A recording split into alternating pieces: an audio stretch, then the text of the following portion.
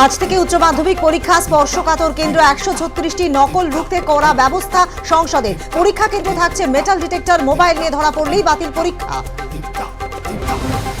আজ থেকে উচ্চ মাধ্যমিক পরীক্ষা শুরুর দিনেই ছাত্র ধর্মঘট, পরীক্ষার্থীরা কোনো রকম অসুবিধার মুখোমুখি হলে কড়া ব্যবস্থা, হুঁশিয়ারি কলকাতা ও রাজ্য পুলিশের।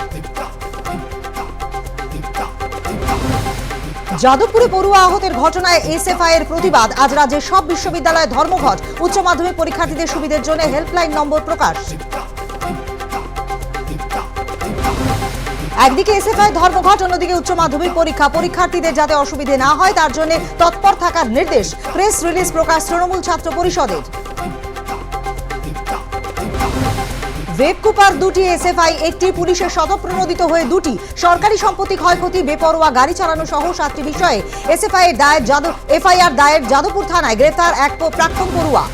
মন্ত্রীর গাড়িতে আহত ইন্দ্রানুজ রায়ের বিরুদ্ধে জামিন অযোগ্য 3টি মামলা। যাদবপুর কাণ্ডে এখনো পর্যন্ত 48 জনের বিরুদ্ধে মামলা রুজু। আহত ছাত্র ইন্দ্রানুজ রায়কে দেখতে হাসপাতালে মোহাম্মদ সেলিম সহ বাম নেতারা। বিরোধী শক্তিকে এক করে বৃহত্তর আন্দোলনে বৃহত্তর বাম ঐক্য প্রয়োজন, প্রতিক্রিয়া সেলিমের। একই এপিক নাম্বার মানেই ভুতুরে ভোটার নয়। একই এপিক নাম্বার 2 বা ততোধিক ব্যক্তির হতে পারে। ভুয়ো ভোটার বিতর্কে বিবৃতি দিয়ে জানালো নির্বাচন কমিশন, ইউনিক এপিক নাম্বার দেওয়ারও সিদ্ধান্ত। মাথা ভাঙায় 22 জনের এপিক নাম্বারের সঙ্গে মিল। উত্তরপ্রদেশের ভোটারদের একই পাড়ায় 22 জনের এপিক নাম্বারে গড়মিল। ভোটার তালিকায় স্ক্রুটিনি করতে গিয়ে সামনে এলো এই তথ্য।